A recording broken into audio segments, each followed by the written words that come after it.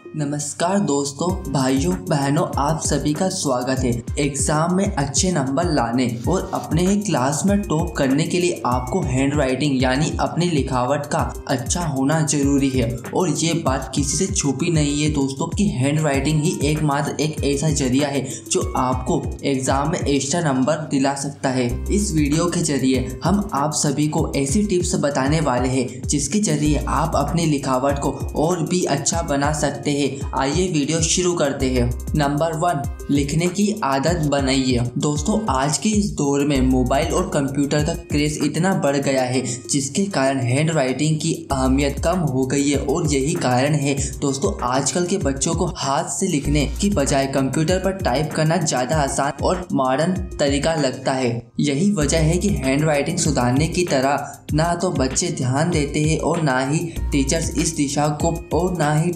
इस दिशा में प्रयास करने की जहमत उठाते हैं। जबकि वास्तविकता यह है कि भविष्य में सफल होने के लिए हैंड राइटिंग का अच्छा होना जरूरी है। और अगर आप भी नहीं चाहते कि आपकी हैंड राइटिंग की वजह से आपको कभी भी किसी से प्रॉब्लम का सामना करना पड़े तो अभी से आप ज़्यादा लिखने की प्रैक्टिस शुरू करें। इसके लिए आप अखबार या किसी पत्रिका में से देखकर लिखने की आदत डाल सकते हैं। आप अपने पुस्तक के पाठ्यक्रम को देखकर भी लिखने का प्रयास कर सकते हैं। यहाँ पर आपको सबसे ज़्यादा जरूरी बात तो ये ध्यान रखना जरूरी है कि आप लिखते समय अपने शब्दों पर ध्यान दें और जो शब्द सुंदर नहीं बन रहे उनको ठीक तरीके से बनाने की कोशिश करें। आप जितना अधिक लिखेगी उतना ही आपकी राइटिंग में सुधार आएगा।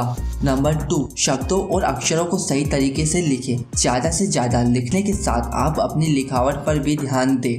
साथ ही आपके शब्दों और अक्षरों के बीच में बराबर दूरी होना जरूरी है। इससे आपका लिखा हुआ लेख बहुत साफ और सुंदर दिखता है।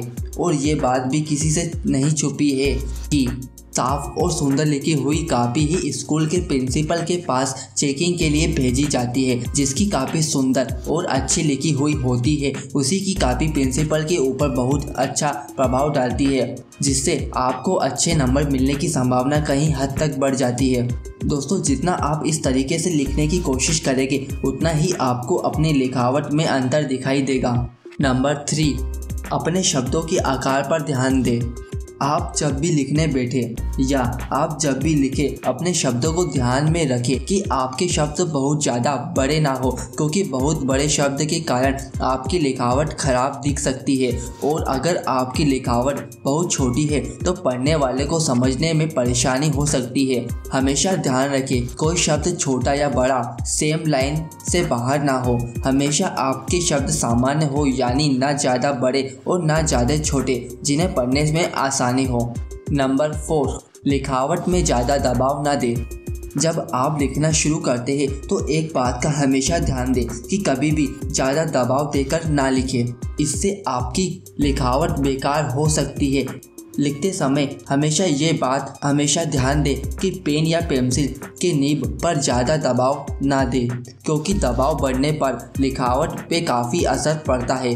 इसलिए दोस्तों, हमेशा ध्यान रखें कि लिखते समय कभी भी आपको अपने पेन, पेंसिल या किसी चीज़ को पर ज़्यादा दबाव नहीं डालना है जिससे आपकी राइटिंग खराब हो। नंबर 5, लिखावट में ज़बरदस्ती ना करें। जब आप लिखावट सुधारने की शुरुआत करें तो सबसे पहले धीरे धीरे से लिखना शुरू करें और अपने अक्षरों को सही प्रकार से लिखने का प्रयास करें। हमेशा से तेज़ी से लिखने की वजह से लिखावट खराब हो सकती है, तो अच्छी लिखावट के लिए कभी भी लिखते वक्त जल्दबाजी ना करें। जल्दबाजी के कारण आपकी लिखावट में बहुत सारी गलती होने की संभावना होती है। अगर एक बार सही लिखने की आदत हो जाएगी तो फिर आप तेज़ लिखने पर भी सही लिखेंगे। नंबर 6, लिखते समय सफाई का ध्यान दें। दोस्तों, कई बार ऐसा होता है लिखते समय हमारे हाथ से गलतियां हो जाती है और आप गलती मिटाने के चक्कर में पेज पर ही चित्र देते हैं। आप हमेशा ध्यान दें जब भी कुछ गलत हो जाए तब आप एक सिंगल लाइन से क्रॉस करें और नया पैराग्राफ शुरू करने से पहले 2 उंगली का गैप छोड़ें। ऐसा करने से आपने जो भी लिखा है वो काफ़ी अच्छे तरीके से कोई पढ़कर समझ सकता है।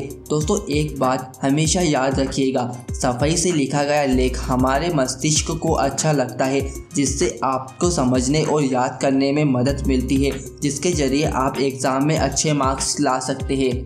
नंबर 7, लेखक सामग्री का भी ध्यान रखें। लिखने के लिए जो भी पेन या पेंसिल आप इस्तेमाल कर रहे हैं वो आपके लिए आरामदायक और सही होना चाहिए, ताकि लिखते समय आपको परेशानी ना हो। दोस्तों जिस पेन से लिखने में आप शब्दों को सही तरीके से बना व लिख पाते हैं, वैसा ही पेन ढूंढना व इस्तेमाल करना चाहिए। आपकी लिखावट सुधारने के लिए बहुत उपयोगी होगा। तो दोस्तों आपको ये 7 पॉइंट कैसे लगे, जिनमें हमने बताया है कि आप इन 7 पॉइंट का यूज़ करके किस तरह आप अपनी हैंड राइटिंग को अच्छी बना सकते हैं और एग्ज़ाम में ज़्यादा नंबर ला सकते हैं।